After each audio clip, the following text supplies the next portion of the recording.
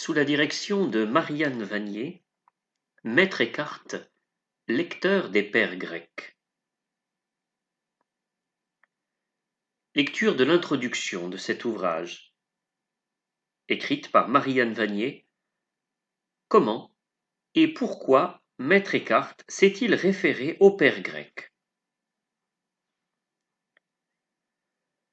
Le présent volume reprend les actes du colloque Maître Eckhart, lecteur des pères grecs, réalisé dans le cadre du projet ANR Fral TIPRI, intitulé Enseigner et prêcher avec les auctoritates patristiques. Maître Eckhart, un pont entre la France et l'Allemagne, hier et aujourd'hui. Il fait suite aux recherches consacrées à Maître Eckhart, lecteur des pères latins. Comment Eckhart s'est-il référé aux pères grecs? Si la référence à l'auctoritas des pères latins allait de soi pour un auteur du XIVe siècle qui avait immédiatement accès à leurs textes, il n'en était pas de même pour les pères grecs, qu'il ne pouvait lire directement et qui étaient assez peu connus à son époque. Toutefois, Eckhart s'est trouvé à un moment de redécouverte. Comme au siècle précédent, Thomas d'Aquin avait pu avoir accès aux textes d'Aristote par l'intermédiaire des philosophes arabes, le Thuringien a bénéficié d'un certain nombre de traductions des écrits des pères grecs, dont celle de Jean Scott Erigen.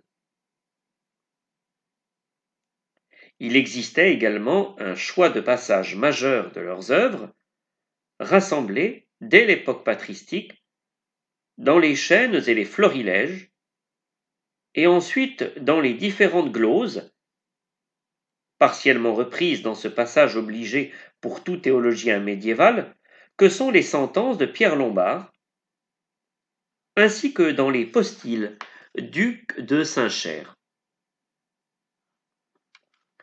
À la demande du pape Urbain IV, Thomas d'Aquin avait même réalisé une sélection des commentaires les plus significatifs que les pères, tant latins que grecs, avaient proposés des évangiles, et qu'il a regroupés dans ce qu'on appelle la Catena Aurea, ou Glossatomae, afin d'aider ses frères dominicains dans leur prédication, comme l'explique Timothy Bellama. Maître Eckhart a bénéficié de toutes ces traductions, auxquelles s'ajoutent certainement des textes d'Isaac le Syrien et des Pères du désert, traduits par les spirituels franciscains. Cependant, s'il se réfère explicitement à la Glossatomae, comme il la nomme, Eckhart la cite librement, parfois de manière implicite ou lacunaire, pour prendre en compte l'ensemble de l'œuvre de l'auteur cité ou pour développer, à partir de là, ses propres thèses, comme le montre Jean de Vrindt à propos de Jean Chrysostome. Pionnier, Eckhart l'a été dans de nombreux domaines, et sa lecture des pères grecs en est un. Dans son commentaire du Notre Père, qui est une œuvre de jeunesse, il est en effet le premier auteur latin à citer les pères grecs, Papias et Jean Chrysostome, ce qui montre qu'il ne reprend pas intégralement la Glossatomae, où les pères grecs n'étaient pas mentionnés pour le commentaire du Notre Père. Il choisit de se référer fréquemment à l'homélie 19 sur Matthieu de Jean Chrysostome, ainsi qu'à l'homélie 14, qui est en fait du pseudo-Chrysostome, que Maître Eckhart a dû lire par ailleurs, tout comme il a lu directement les conférences de Jean Cassien, qui, si elles sont en latin, ne s'en font pas moins l'écho des pères du désert d'Égypte. Cette homélie 19 de Jean Chrysostome, qui avait été traduite par Burgondio de Pise, ne traite pas seulement du Notre Père, mais aussi de la vaine gloire et de la prière. Eckhart en retient essentiellement le thème de l'adoption filiale, qui sera l'axe de son œuvre. Ainsi cite-t-il cette réflexion de Jean Chrysostome: celui qui a dit Père a proclamé par cette seule dénomination et le pardon des péchés, et l'adoption des fils, et le droit à l'héritage, et la fraternité qui unit au Fils unique, et les dons abondants de l'Esprit Saint. En fait, cette citation n'est pas exacte. Chrysostome insiste davantage sur la dimension morale, en évoquant la délivrance des supplices éternels, la justification des âmes, la sanctification, la rédemption, qu'Eckhart résume par la rémission des péchés. En revanche, le thuringien reprend les conséquences de l'adoption filiale. Il ne parle pas encore de devenir par grâce ce que Dieu est par nature, mais il prépare cette formule de Maxime le Confesseur par sa référence à Jean Chrysostome. En fait, Eckhart ne se contente pas plus des modèles que des morceaux choisis qu'on lui fournit, mais il va aux sources, en toute liberté. Les pères de l'Église, qui ont largement commenté l'Écriture, en particulier l'Évangile de Jean, lui servent de relais.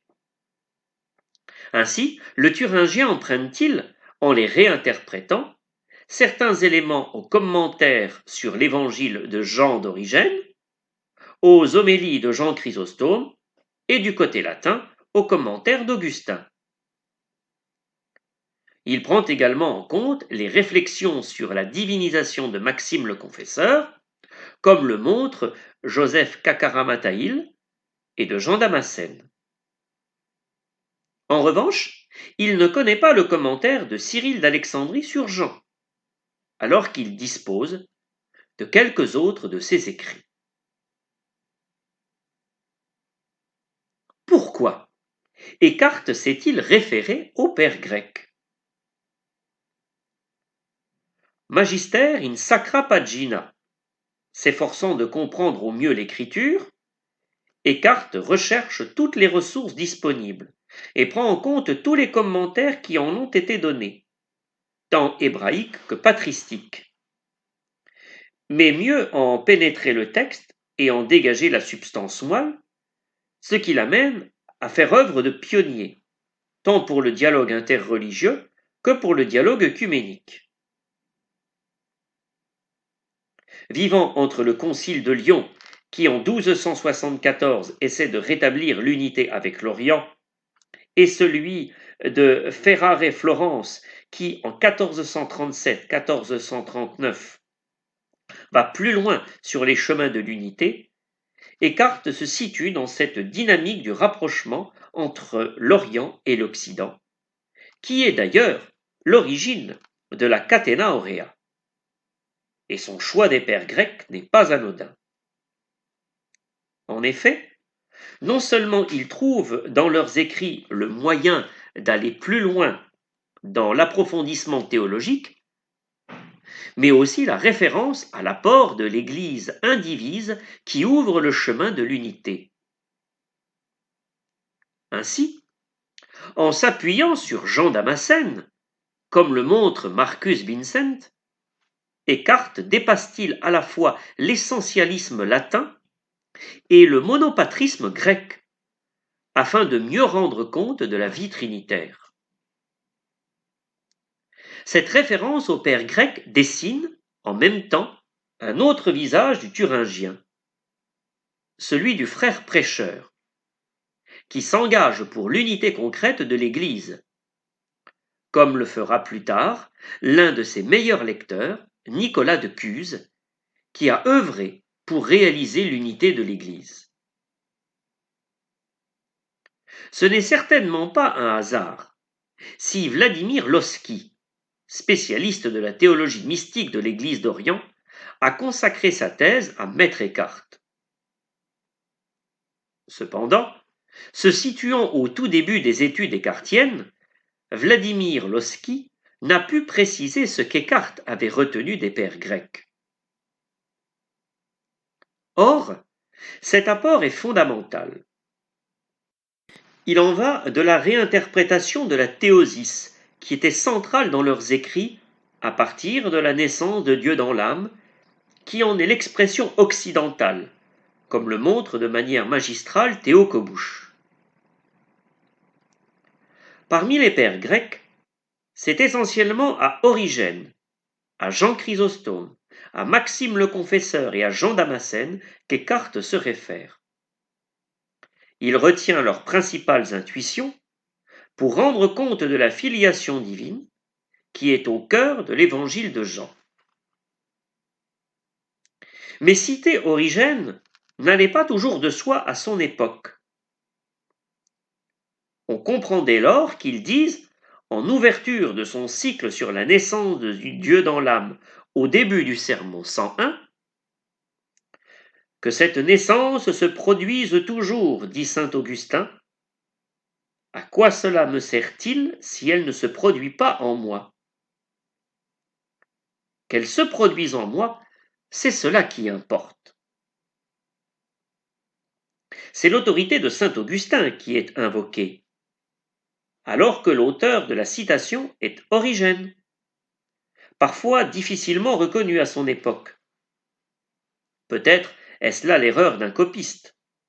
C'est tout le problème de la transmission des sources et du statut de l'auctoritas qui se pose alors, une question dont traite Jana Ilnica. En fait, Eckhart se réfère fréquemment à Origène, comme l'expliquent Élisabeth Boncourt et Sylvia Barabancel, car c'est l'un des premiers, sinon le premier auteur, qui étudie la génération du Fils dans la Trinité et la naissance de Dieu dans l'âme.